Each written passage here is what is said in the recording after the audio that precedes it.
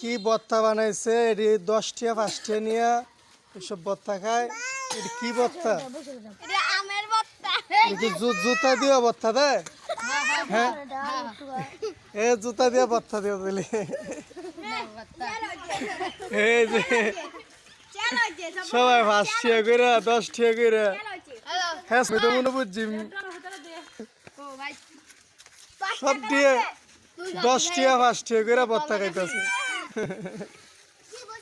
তুই কাছ থেকে তুই কয়টা লিছস?